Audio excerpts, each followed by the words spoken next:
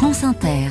Il est 5h13, les chroniques littorales. Ce matin, on aide des scientifiques. Bonjour José-Manuel Lamarque. Bonjour Mathilde Munoz. On les aide via un programme qui nous invite à participer aux recherches sur les écosystèmes marins. Grâce à l'IFREMER, l'Institut français de recherche pour l'exploitation de la mer, qui nous invite à percer les mystères du monde marin avec Espions des océans, une nouvelle plateforme qui va nous être présentée par Catherine Bormans, ingénieure biologiste à l'IFREMER. Espions des océans, c'est une plateforme de sciences participatives, donc accessible sur le net par tous, qui donne accès à des images sous-marines acquises par des chercheurs en sciences marines pour étudier les différents environnements de l'océan. Catherine Bormans, ces images sous-marines ont été collectées par l'IFREMER et sont donc accessibles à tous. Oui, principalement, oui. Donc c'est des images collectées soit à partir d'engins sous-marins ou à partir de caméras fixes qui sont placées sur des observatoires au fond de l'océan. Catherine Bormans, vous avez cité le terme de science participative.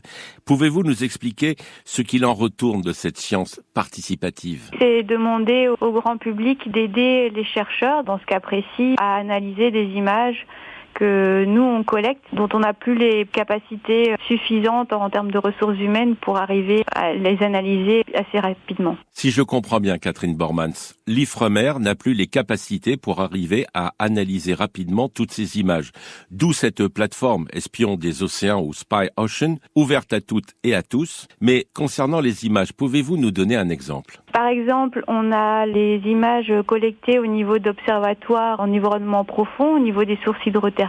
Il y a des caméras qui enregistrent des centaines d'heures de vidéos, donc en continu toute l'année. Ensuite, on doit extraire l'information de ces vidéos, regarder la faune, l'évolution de leur habitat. Ça prend des heures et des heures à analyser, et donc c'est pour ça qu'on a besoin de l'aide des citoyens. Et Catherine Bormans, concernant celles et ceux qui sont disposés à vous aider, doivent-elles posséder des connaissances scientifiques suffisantes pour comprendre ces images ? Non, pas forcément, parce qu'on a développé la plateforme de manière telle que n'importe qui, même un enfant ou un adulte qui n'a pas forcément de connaissances scientifiques, peut très facilement comprendre le but des actions et des activités à réaliser, des tutoriels, des images exemples. On a une liste prédéfinie d'espèces à retrouver, mais avec des termes tout à fait compréhensibles, donc c'est vraiment accessible à tout le monde. Catherine Bormans, si je prends pour exemple la question des sources hydrothermales que vous avez citées tout à l'heure, pouvez-vous nous expliquer comment peut-on vous aider en visionnant ces images ? Eh bien, vous allez regarder, scruter les images et essayer de retrouver dans les images une ou plusieurs des espèces qui sont donc proposées dans une liste, et vous allez